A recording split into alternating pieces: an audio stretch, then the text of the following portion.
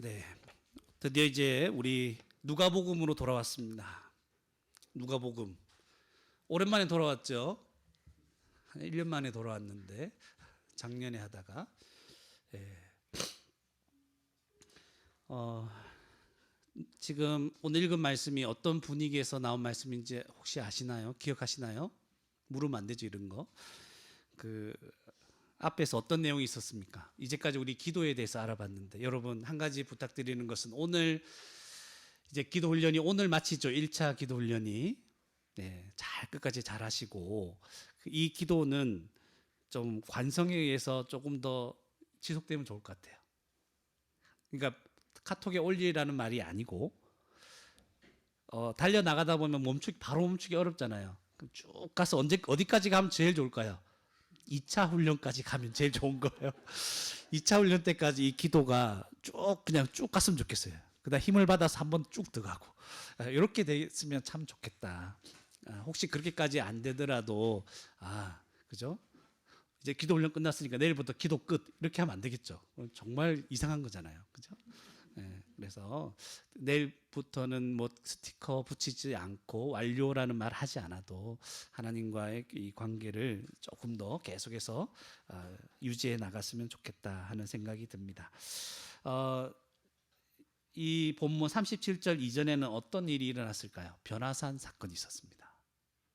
변화산 사건에서 예수님이 과연 누구신가에 대해서 하나님이 확 보여주시죠. 그죠? 그 와중에 베드로는 정신없는 얘기를 막 하죠. 그럼에도 불구하고 예수님이 누구신가 하는 것을 분명하게 보여주십니다. 그리고 나서 오늘 본문 산 아래에 내려오는 거예요. 37절에 보세요. 이튿날 이렇게 나오죠. 이튿날. 그러니까 그 변화산에 있었을 때가 그 전날 뭐 밤이든지 이렇게 될 수 있겠죠. 그 이튿날 딱 내려오시는 거예요.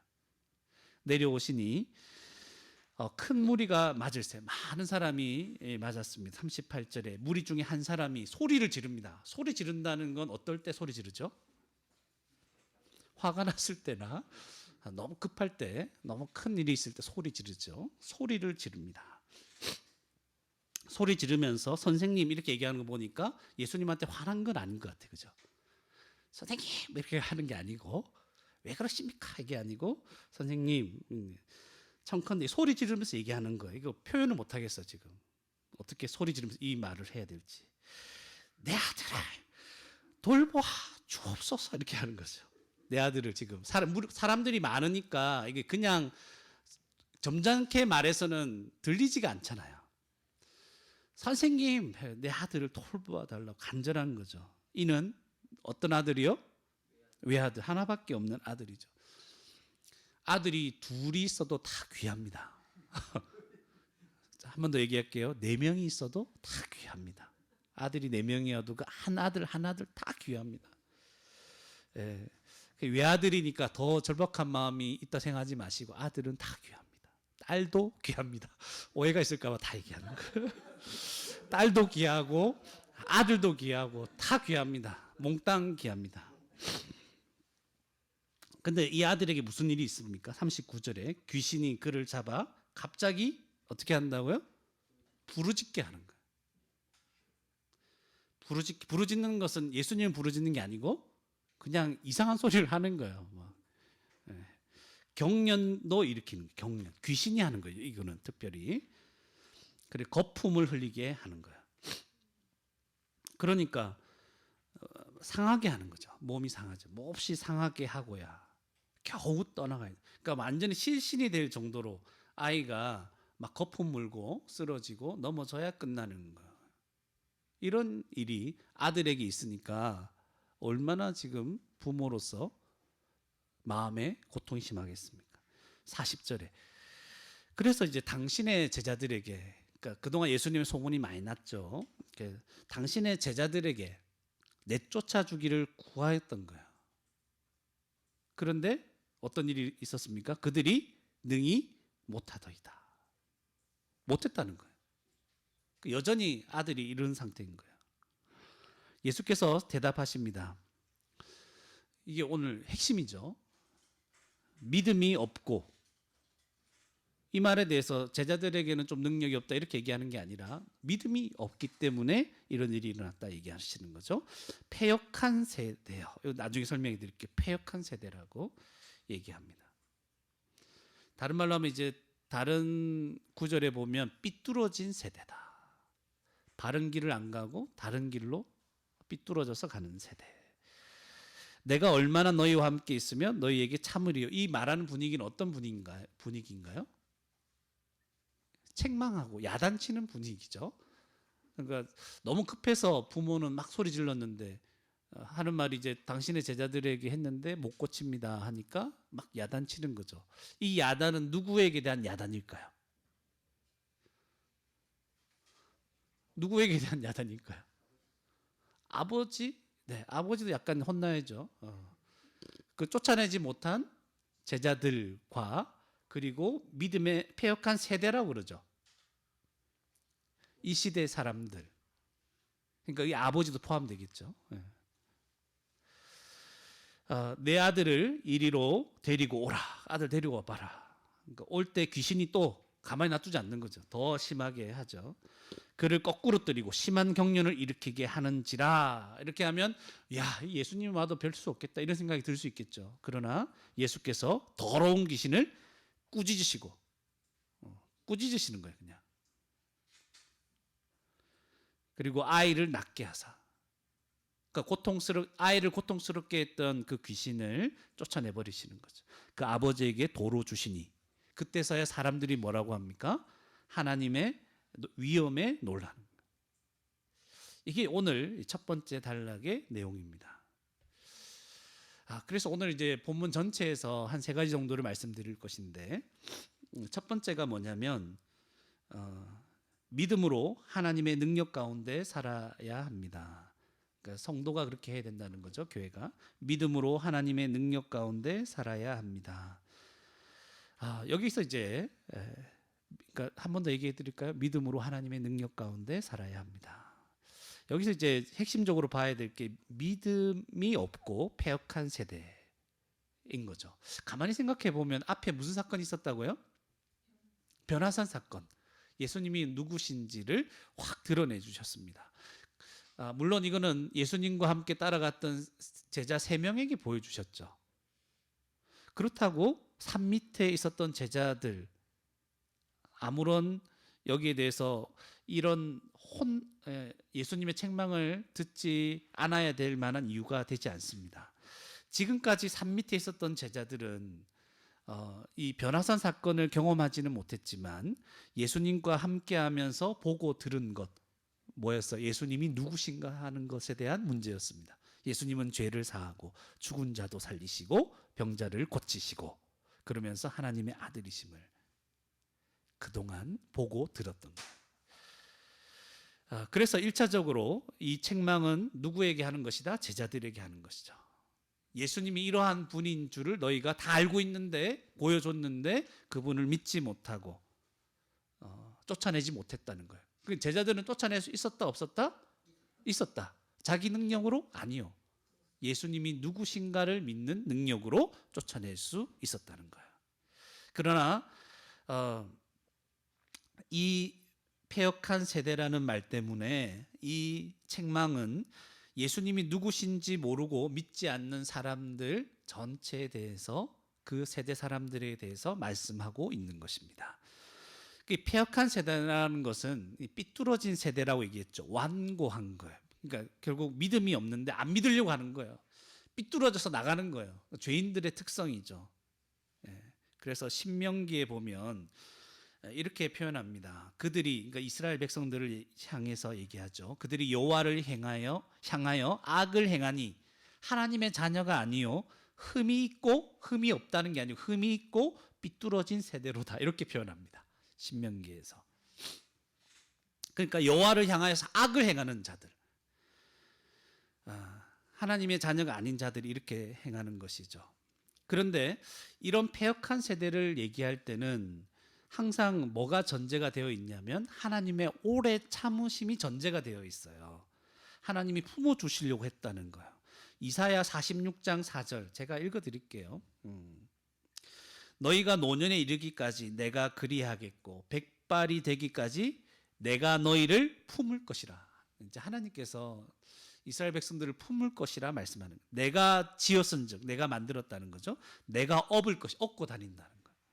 내가 품고 구하여 내리라. 구원해 내겠다는 거죠. 하나님의 오래 참으심이 있는 거죠. 하나님이 품어 주심이 있는 거예요. 그렇게 계속 품으려고 했는데 이 사람들은 어떻게 한다고요?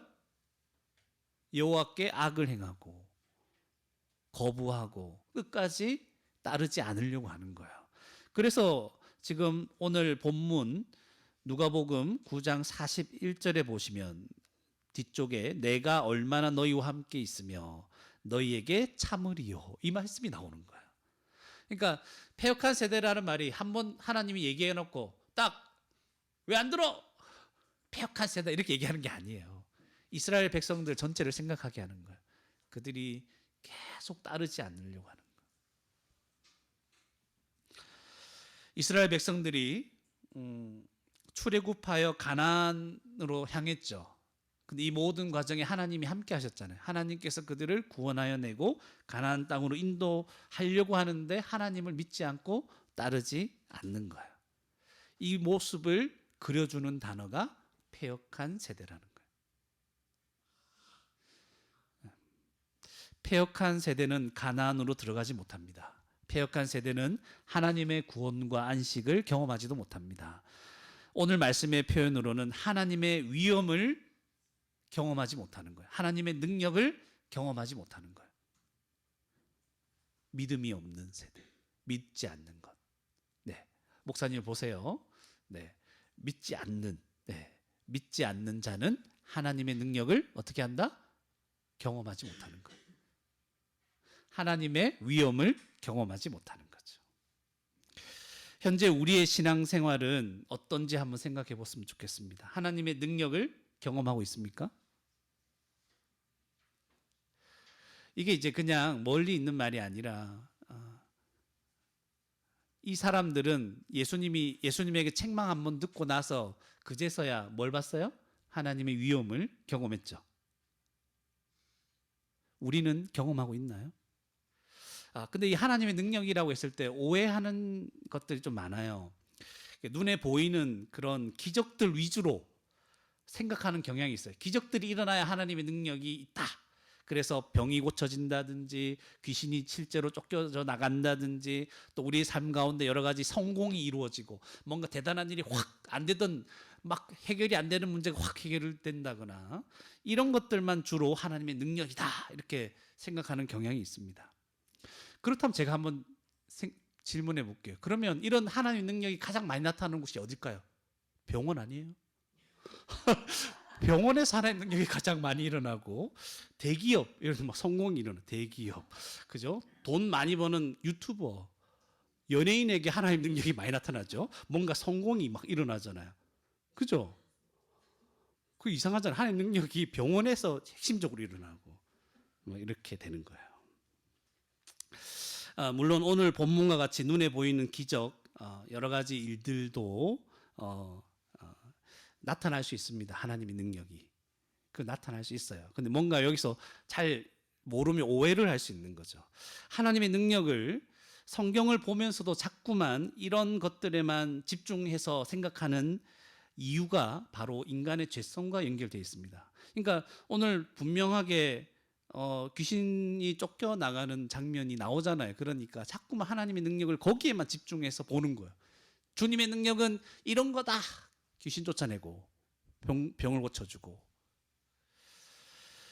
어떤 죄성이냐면 지금 당장 내가 원하는 것, 바라는 것이 해결되어야 하나님을 인정하겠다고 생각을 하기 때문에 이런 것만 보이는 거죠. 내 혼자 답답한 문제, 이게 해결돼야 된다는 거예요.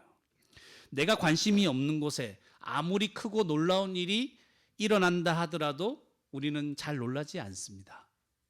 하나님의 능력이 나타났어요. 근데 내가 관심이 없는 영역이야. 그러면 하나님의 능력에 놀라지 않는다니까요. 요 생각을 좀 하셔야 되는 거예요. 우리의 죄성은 굉장히 세속적인 거예요. 그래서 자꾸만 하나님의 능력을 뭐와 연결시킵니까? 부자가 되는 것, 병 고침 받는 것, 내 힘든 문제가 해결되는 것으로 자꾸만 생각해서 연결 짓는 거예요. 하나님의 능력은 그냥 말씀드리자면 내가 원하는 것을 해결해 주는 방식으로 나타나지 않습니다. 목사님, 오늘 본문에서는 그렇게 되는 것 같은데요. 그 아버지가 아버지인지 어머니인지 모르겠어요. 귀신 들린 아이를 온전하게 하시지 않습니까? 뿐만 아니라 많은 병자를 고쳐 주셨고 오병이어 배고픈 그 많은 사람들을 다 먹이셨고 귀신 들린 자에게 귀신을 쫓아내 주셨고 죽은 자도 살려 주시지 않았습니까? 맞습니다. 그런데 예수님께서 이런 일을 행하신 의미를 여러분 오해하지 않고 잘 이해하셔야 됩니다. 예수님이 이런 일을 행하시는 이유가 뭐라고 그랬어요? 답을 아시는 분? 제가 대답할게요. 하나님 나라가 임했다는 것을 보여주시는 거예요. 죄로 말미암아 고통받던 모든 것에서 인간을 자유하게 하시려고 예수님이 오신 거예요. 그래서 질병이나 귀신 들리는 것이나 배고픔, 죽음, 이 모든 고통은 어디에서 오는 거예요? 죄로 말미암아 이 세상에 들어온 거예요. 원래는 그런 게 없었어요. 우리 막 배고프다 그러죠. 뭐 먹고 살까 이런 생각도 하죠. 아프면 아파서 고통스럽고 귀신 들리면 그것 때문에 어떻게 할까 안절부절합니다. 그러나 예수님이 가시는 곳마다 어떤 일이 일어납니까? 이 모든 죄로 말미암은 고통이 죽음까지도 해결돼 버리는 거예요. 떠나가는 거예요. 사람들이 원하는 것과 예수님이 하시려고 하는 일들이 일치할 때가 있죠. 그러면 우리는 그때 무슨 생각을 합니까? 우리가 원하는 거 들어주시는구나 이런 생각을 할 수 있어요. 그래서 자꾸 오해를 하는 거죠. 그래서 이제 병고침, 축기, 오병이어와 같은 그런 기적들에 사람들이 막 열광하는 거죠. 나하고 관심사가 딱 맞을 때, 하나님이 하시는 일과 나의 관심사가 딱 맞을 때 막 사람들이 기뻐하고 열광하고 놀라워하는 거예요. 그런데 예수님은 그 공생의 사역 초반에 어떤 말을 주로 하셨는지 기억하십니까? 이런 기적들을 보여주시면서 이 일을 사람들에게 알리지 말라 이렇게 얘기하시죠. 왜냐하면 오해할까봐, 내가 온 이유를 오해할까봐. 나는 단지 병 고치러 온 게 아니다. 나는 단지 귀신 들린 자를 쫓아내기 위해서 온 게 아니다. 나는 죽은 자를 그냥 단순히 한번 살려주기 위해서 온 게 아니다. 너희들에게 떡 먹이려고 온 게 아니다. 이 얘기를 하시는 거예요. 예수님은 지금까지 말씀하신 것처럼 죄 문제를 해결하시기 위해서, 죄를 사해 주시기 위해서 이 땅에 오신 거예요. 이거를 자꾸 오해하고 우리는 다른 것들에 관심을 가지는 거죠.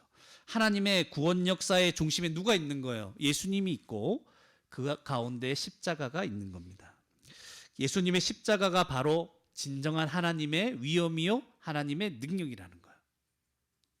진짜 하나님의 능력은 약간 우리의 관심사가 바뀌죠. 죄 문제를 해결하러 오셨대요. 여러분 놀랍니까 여러분? 안 놀라죠? 하나님의 능력은 여기에 나타나 있는 거야. 우리의 관심사하고 좀 관심사가 아닌 곳에 하나님의 능력이 왕창 드러났어요. 이게 중심이에요. 여기에 놀라야 되는데 우리는 딴 데 놀라는 거죠. 그죠? 이게 어떻게 비유를 할까? 우리는 세상에 살면서 병 고침뿐만 아니라 여러 가지 기적 경험할 수 있어요. 그러나 그 모든 놀라운 경험들은 십자가에 달리신 예수님을 온전히 바라보게 하는 경험들이어야 합니다. 중심이 탁 모아져야 돼요. 주님께서 왜 나를 고쳐주시지? 왜 나에게 이런 문제를 해결해 주시지? 나를 왜 이렇게 인도해 주시지? 결국은 뭘 깨닫게 된다고요? 십자가를 깨닫게 되는 거예요. 그러므로 저와 여러분의 매일의 삶은 십자가의 능력을 경험하는 삶이어야 합니다. 그래서 다시 질문해야 될 것 같습니다. 제가 처음 질문할 때 뭐라고 했죠? 여러분들은 하나님의 능력을 경험하고 있습니까? 그때 대답을 딱 바로 하기 힘들었죠. 다시 질문합니다. 현재 우리의 신앙생활은 십자가의 능력을 경험하는 삶입니까? 이 십자가의 능력이 뭐라고요? 죄의 해결입니다. 근데 이게 우리 관심사와 너무 떨어져 있죠. 실제 우리의 피부에 와닿지 않죠. 혹시 신앙생활은 하고 있지만 하나님의 능력에 대해 잘 알지 못하고 경험하지도 못하고 있지는 않는지 돌아봤으면 좋겠습니다. 신앙생활은 해요. 근데 십자가 능력은 잘 몰라. 이것을 잘 경험하는 게 뭔지 몰라요. 현재 내가 살아가는 삶에 오히려 불평과 원망만 많아지고 있지는 않습니까? 내가 함께 살아가고 있는 배우자, 자녀들, 가족들의 불만족하고 있지 않습니까? 갑자기 우리 가정에 불어닥친 그 어려움들, 경제적인 문제일 수도 있고 질병의 문제일 수도 있고 사람들과의 갈등의 문제일 수도 있습니다. 그리고 우리의 앞날을 생각해 보니까 소망이 보이지 않는 것, 이 삶에서 크게 나아지지 않을 것 같은 이런 현실. 여러분, 이런 문제가 내가 원하는 대로 해결되지 않으면 하나님을 하나님으로 인정할 수 없고 하나님의 능력은 내게 일어난 적이 없다고 말하려고 하는 교인들이 오늘날 한국교회에 얼마나 많은지 모릅니다. 지금 당장 내 앞에 닥친 이런 여러 가지 문제, 이게 해결되지 않는 한 내가 하나님을 하나님으로 인정할 수 없습니다. 하나님은 왜 내 인생의 능력으로 역사하지 않습니까? 이렇게 얘기하려고 하는 그런 교인들이 한국교회에 많다는 거예요. 오해하고 있는 거죠. 이런 문제들 앞에서 십자가의 능력은 아무 소용이 없습니까? 우리 가정에 우리에게 어려운 일이 있으면 십자가의 능력은 보잘것없는 겁니까? 이건 하나님의 능력이 아닌 거예요? 놀라워하지 않아도 되는 겁니까? 물론 하나님께서는 이 모든 문제를 내버려 두시고 야, 너 고생 좀 해봐라 이렇게 하신 분이 아닙니다. 우리의 믿음이 약함도 아시고 우리가 구한 것보다 더 좋은 것 주시려고 우리의 기대와는 다른 방식으로 때로는 이해되지 않는 방식으로 역사하십니다. 더 좋은 것 주시려고. 그런데 우리는 나의 기대와 다른 방식으로 어떤 일들이 진행되고 있을 때 기분이 언짢아지는 거예요. 하나님, 내가 이렇게 기도했는데 내가 이것을 원하고 있는데 왜 이렇게 일들이 되어갑니까? 낙심합니다. 두려워합니다. 걱정합니다. 하나님을 믿지 않는 거죠. 믿음이 없고 패역한 세대처럼. 우리는 언제까지 하나님을 무한하게 만들 작정입니까? 하나님의 능력이 나타났고 하나님의 모든 것이 쏟아져 부어진 사건이 있었습니다. 하나님은 자신의 아들 독생자, 자신의 전부를 우리를 구원하시기 위해서 내어주셨는데 하나님의 돌보심을, 선한 길로 인도하심을 우리는 언제까지 믿지 않을 것입니까? 이것이 우리의 근본적인 관심사가 아니기 때문에 이 복음을 마음속 깊이 깨닫는데 여러 가지 장애물들이 있는 거예요. 그래서 우리는 보통 내 죄를 사해 주시고 구원해 주셨다, 천국 가게 하십니다. 이건 받아들여요. 그리고 이것은 제쳐두고 이제 내 문제만 집중하는 거예요. 하나님, 그런데 어렵습니다. 힘듭니다. 너무 괴롭습니다. 이거 해결이 안 되니까 하나님 뭐 하십니까? 염려하고 두려워하고 하나님을 믿지 않는 거죠. 하나님을 무한하게 만드는 거죠. 하나님의 능력이 십자가에서 다 드러났는데 우리를 얼마나 사랑하시는지, 우리를 얼마나 돌보시는지 이것이 다 드러났는데 이걸 못 믿어서 믿음이 없고 패역한 세대처럼 살아가는 거죠. 성경 말씀은 뭐냐면 성경은 우리의 관심을 우리가 원하는 것이 아니라 하나님이 원하시는 것, 하나님의 관심, 하나님의 구원 역사로 우리의 관심을 돌리는 것이 바로 성경입니다. 왜 성경을 우리가 읽어야 됩니까? 왜 자세히 봐야 됩니까? 우리의 관심은 어디에 있냐고요? 우리의 지금 해결되지 않는 문제들이 있잖아요. 하나 이 문제 있고 저 문제가 있고 이게 괴롭고 저게 염려가 되고 미래가 어떻고 저떻고 이게 우리의 관심사잖아요. 그죠? 그런데 성경은 이 관심사를 탁 돌려서 어디에 두게 합니까? 하나님이 우리를 위해서 행하신 그 일에 관심사를 돌리게 한다니까요. 이 관심사가 돌아가야 우리는 하나님의 능력에 놀라워하는 거예요. 사람들은 이 일들에 별로 관심이 없습니다. 하나님이 행하신 일들에. 왜냐하면 자신의 죄와 이 죄의 결과의 무서움을 잘 모르기 때문에 이 죄 문제를 해결하시는 십자가의 이 능력에 관심이 없는 거예요. 혹시 여러분 신앙생활 계속하면서 밋밋해진 적 있습니까? 그래서 내가 구원받았는지 안 받았는지 헷갈릴 때 혹시 있습니까? 분명히 나는 예배도 드리고 말씀도 묵상하고 기도도 할 것 다 하는 거예요, 신앙생활. 그리고 믿기도 한 것 같은데 한 번씩 그런 생각 들지 않습니까? 내가 예수님 믿으나 교회 다니나 안 다니나 별반 차이 없겠다 이런 생각도 든 적 혹시 없어요? 내가 원하는 일들, 기도하는 제목들이 그대로 이루어질 때, 놀라운 기적을 경험할 때, 감동이 있을 때에만 나의 신앙생활이 막 반응하고 있나요?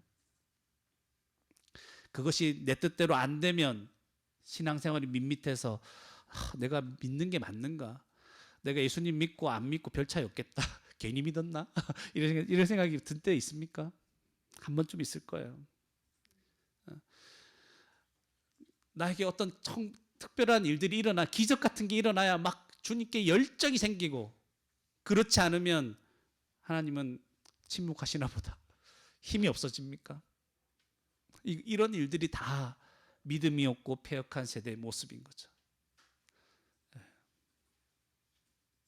이 세대를 향해 예수님이 책망하시는 거죠. 믿음이 없고 패역한 세대요. 내가 얼마나 너희와 함께 있으며 너희에게 참으리요. 여러분 예수님을 믿습니까? 예수님 믿는다는 말은 무슨 말이냐면 예수님의 능력, 십자가의 능력을 경험한다는 거예요. 십자가의 능력을 여러분 날마다 경험합니까? 예수님을 믿는다는 것은 예수님이 하나님의 아들이시고 예수님이 십자가에서 죽고 부활하심으로 우리를 죄에서 풀어 살리셨음을 믿는 거예요. 그리고 그 결과 십자가의 결과 우리에게 일어난 모든 일을 다 믿는 거예요. 이게 예수님 믿는 거예요. 그렇죠? 예수님 믿는 게 나 예수님 좋아요. 믿어요. 이런 게 아니잖아요. 예수님이 누구신 줄 알고 그가 행하신 일을 믿는 거고 그 일의 결과를 다 믿는 거예요. 네. 믿음이 없고 패역한 이 세대에 우리는 살고 있습니다. 다시 이 말씀을 통해서 우리 마음들이 다시 살아났으면 좋겠습니다. 믿음으로 하나님의 능력, 십자가의 능력으로 살아갈 수 있는 복된 저와 여러분이 되기를 소원합니다. 두 번째로 조금 더 진전시켜 나가 봅시다. 예수님의 십자가 죽음을 깨닫고 믿어야 됩니다. 두 번째로 예수님의 십자가 죽음을 깨닫고 믿어야 됩니다. 43절 하반절부터 보면 뭐라고 되어 있습니까? 그들이 다 그 행하시는 모든 일을 어떻게 한다고요? 다 놀랍게 여기고 있어요. 예수께서 이제 제자들에게 놀랍고 여기고 있으니까 말씀하시는 거죠. 이 말을 너희의 귀에 담아들어. 귀에 말을 담아둘 수 있어요, 여러분? 비유적인 표현이죠. 말은 안 남겨요, 그죠? 물은 담을 수 있는데 안 남겨요. 이게 어떤 말하고 비슷하냐면 들을 게 있는 자는 들으라 이런 말하고 비슷한 거예요. 이 말을 너희에게 담아두라. 그러니까 지금 잘 들으라는 말이죠. 그러면서 무슨 얘기를 하냐면 인자가 장차 사람들의 손에 넘겨지리라. 갑자기 이 말을 하시는 거예요. 인자가 장차 사람들의 손에 넘겨질 것이다. 굉장히 좀 두려운 말이죠. 안 좋은 말이죠, 지금. 예수님이 결국은 이것은 십자가 고난과 죽음을 얘기하는 것인데 자세히 물으려고 하니까 이게 엄청난 말들이잖아요. 무슨 말인지도 모르겠고. 그러니까 45절에 보면 그들이 제자들을 얘기하는 거죠. 이 말씀을 알지 못하니 지금은 다 깨닫지 못하는 거예요. 이는 그들로 깨닫지 못하게 숨긴 바 되었습니다. 지금까지는 모르지만 장차 알게 되는 거죠. 근데 저와 여러분은 이 의미를 압니까 모릅니까? 다 압니다. 이때는 잘 몰라요. 예수님 십자가에 죽으시고 부활하시고 성령을 보내신 이후에야 제자들이 쭉 다 알게 되는 거죠. 그러면서 그들은 이 말씀을 묻기도 두려워하더라. 이렇게 나오는 거죠. 그러니까 지금까지 누가복음에서 강조된 게 뭐냐면 예수님이 누구신지, 그리고 예수님이 어떤 일을 하시고 무엇을 위해 오셨는지가 강조되었던 거예요. 맞죠? 그게 지금 나오는 거예요.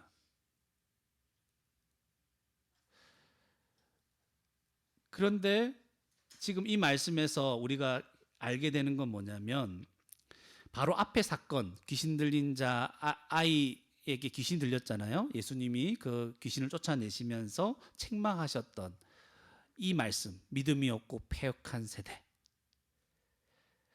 여기에 대해 설명을 조금 더 하는 거예요. 그러니까 그들이 믿지 못했고 알지 못했던 게 뭐라고요? 예수님이 사람들의 손에 넘겨지는 거예요. 다른 말로 하면 그들이 알지 못했고 믿지 못했던 것은 십자가 고난과 죽음이었던 거예요. 이걸 몰랐다는 거죠.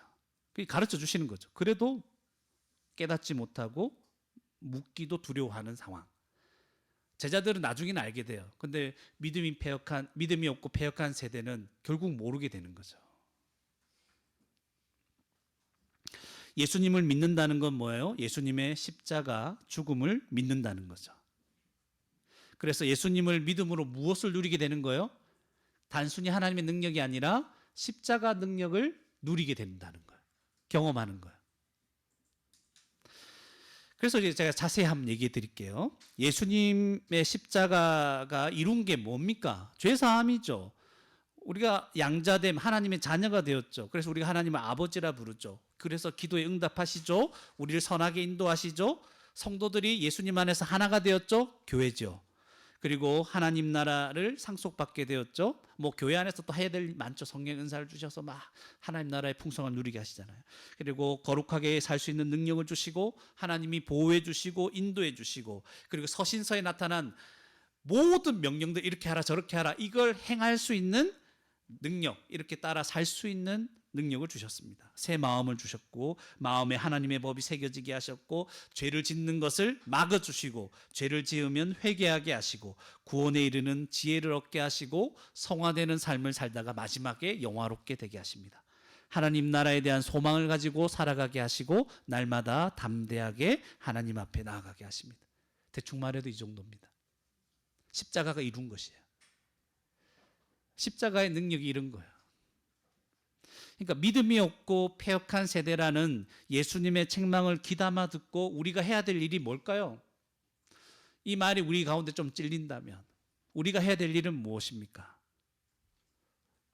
예수님의 십자가 죽음, 십자가 복음, 이것을 알아가는 일에 힘을 다하고 이 복음을 믿으며 살아가야 된다는 거예요. 여러분, 십자가를 이해하고 있습니까? 여러분, 십자가를 정말 이해한다는 게 무슨 말인지 설명을 드릴게요. 십자가를 정말 이해한다면, 그리고 여러분 믿고 있다면 십자가가 내 삶의 중심이 되어 있을 거예요. 십자가를 사랑하게 될 겁니다. 제자들은 반대로 묻기도 두려워했죠. 와, 저거 뭔가 분위기 안 좋은데 저거 물었다가는 지금 안 되겠다. 그죠? 여러분, 십자가를 이해하고 믿는다면 주님과 함께 고난받고 섬기고 희생하는 것을 영광스럽게 생각하게 될 겁니다.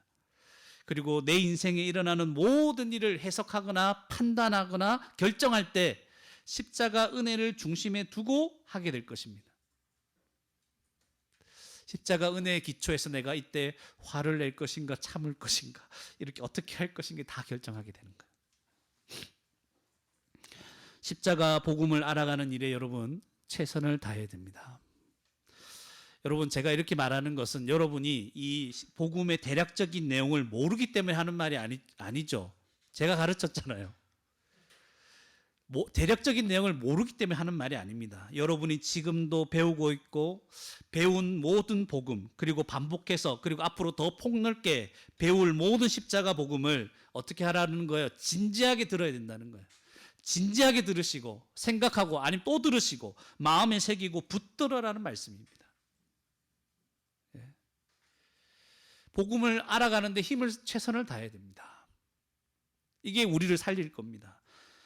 목사님 계속 하고 있는데 도저히 모르겠습니다. 기도하십시오.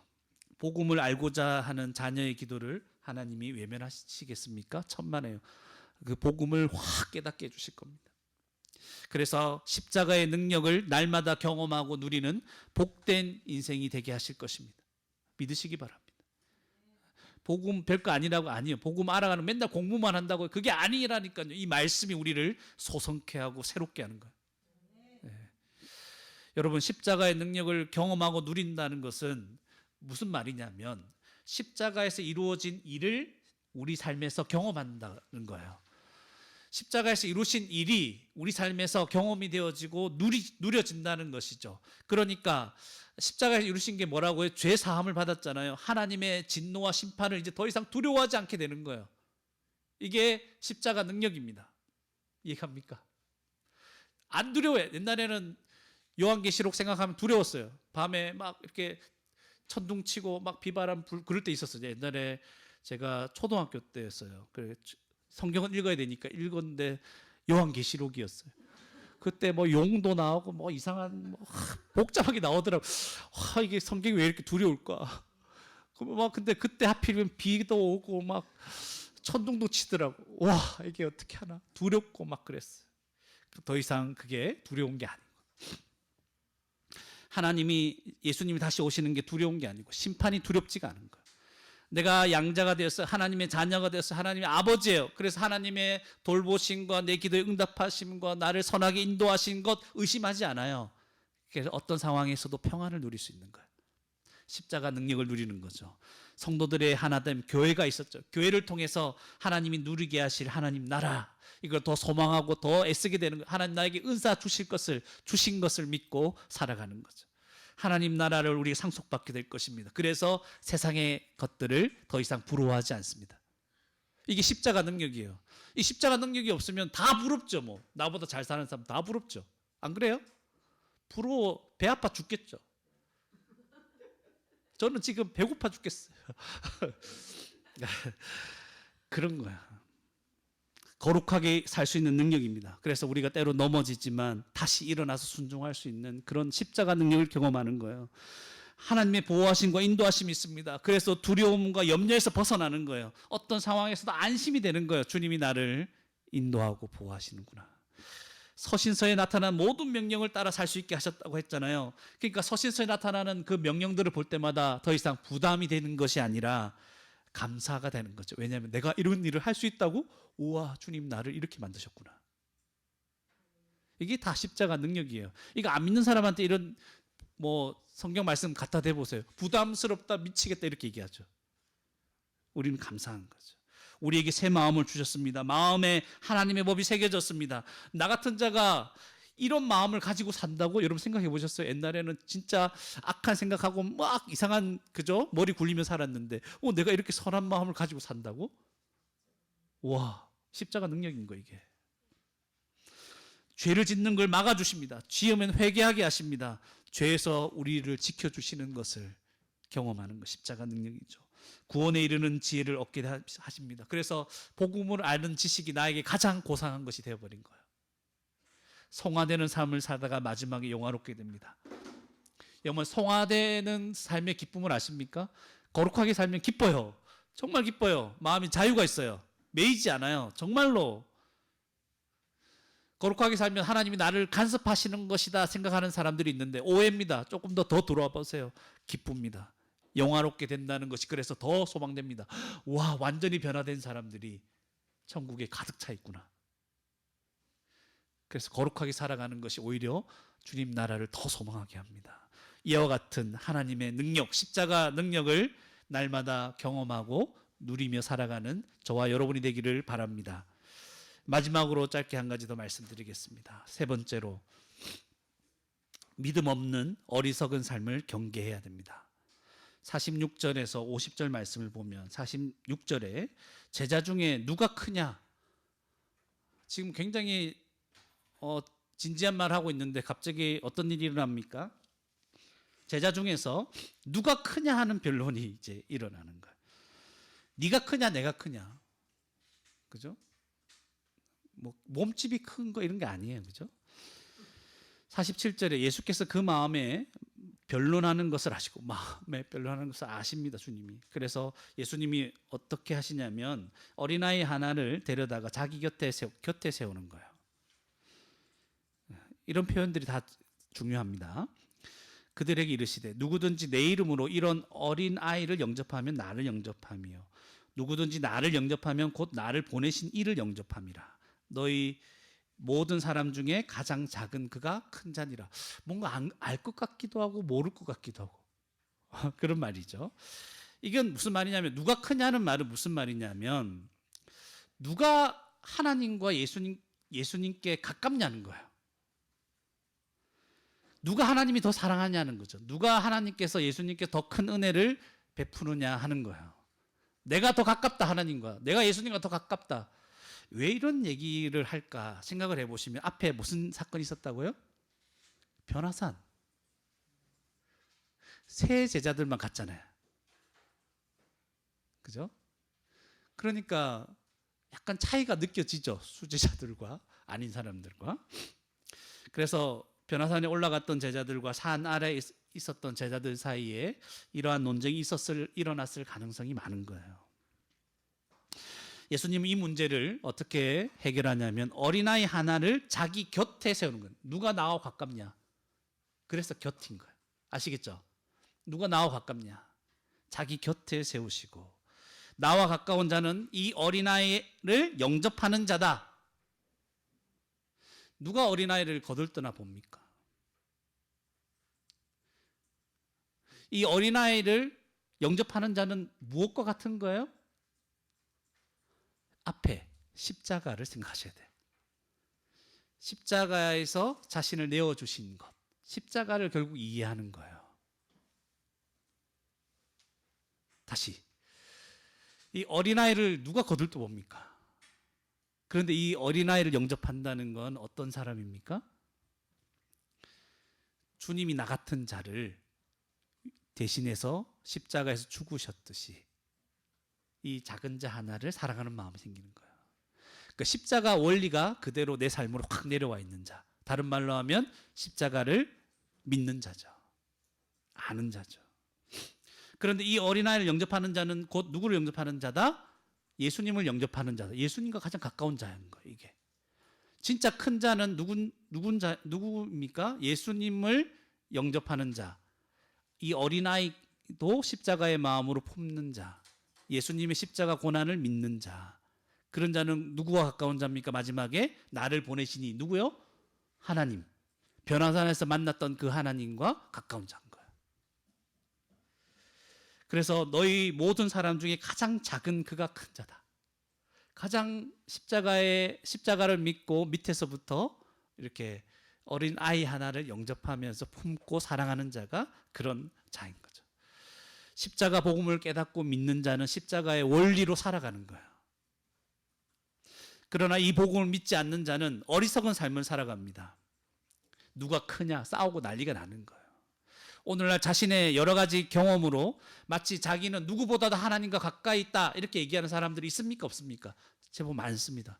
나는 기도할 때 이런 걸 경험했고 나는 이런 걸 알고 있으며 무슨 이런저런 일을 했다. 얼마나 많은 말들을 하는지. 그런 것들로 자기가 크다, 나는 하나님께 특별히 택하심을 받았다, 뭐 이상한 소리를 많이 해요. 아닌 거예요. 십자가를 알고 십자가 원리로 자신을 내어주는 자가 참으로 믿는 자요, 하나님의 백성이요, 하나님의 자녀입니다. 하나님과 가장 친밀한 자요, 가장 큰 자입니다. 이것을 굳게 믿어야 할 것입니다. 제자들은 47절에 가보면 제자들이 49절이죠. 요한이 여짜오되 주여 어떤 사람이 주의 이름으로 귀신을 내쫓는 것을 우리가 보고 우리와 함께 따르지 아니함으로 금하였나이다. 네. 어떤 일이 일어난 거예요? 제자들에 속하지는 않았는데 믿는 자죠. 믿는 사람이겠죠. 그런데 주의 이름으로 귀신을 쫓아내버린 거예요. 이거 무엇과 대조가 됩니까? 제자들은 못했잖아요. 귀신을 못 쫓아냈는데 제자의 무리에 속하지는 않았지만 주의 이름으로 귀신을 쫓아내는 거예요. 그런데 우리를 따르지 않는다고 해서 그들을 금했다는 거죠. 예수님 뭐라고 하십니까? 금하지 말라. 너희를 반대하지 않는 자는 너희를 위하는 자니라.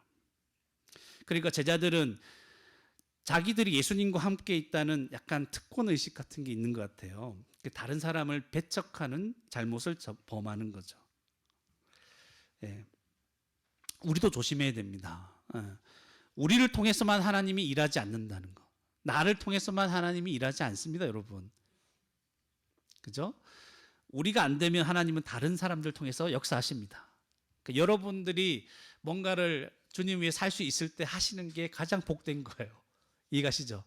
왜냐하면 이거가 막히면 하나님은 일을 중단하시는 분이 아니잖아요. 다른 사람들을 통해서 손길들을 통해서 일을 하시기 때문에 그래요. 저도 마찬가지.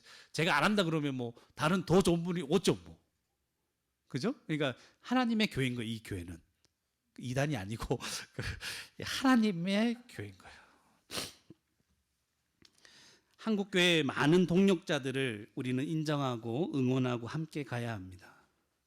우리가 복음을 배우고 많이 배우고 알고 있다고 해서 무시하면 안 되고, 하나님께서 여러 통로를 통해서 일하고 있다는 것을 알고 그들이 복음을 배척하거나 복음을 훼손시키지 않는 한 우리는 함께 할 수 있는 거죠.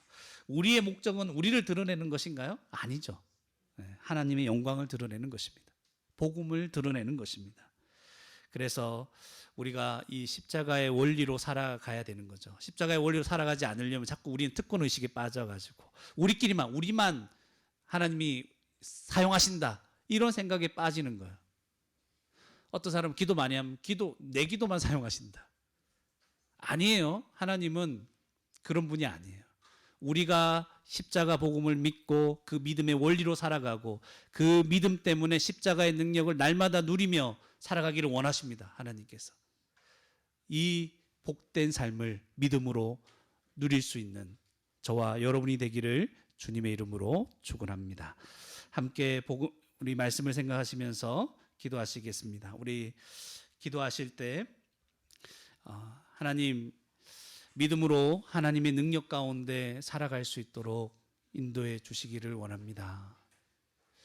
예수님의 십자가 죽음에 대해서 바르게 이해하게 하시고 붙들게 하시고 그 복음을 믿는 자가 되게 하여 주시옵소서. 믿음이 없는 어리석은 삶을 경계하며 살게 해 주십시오.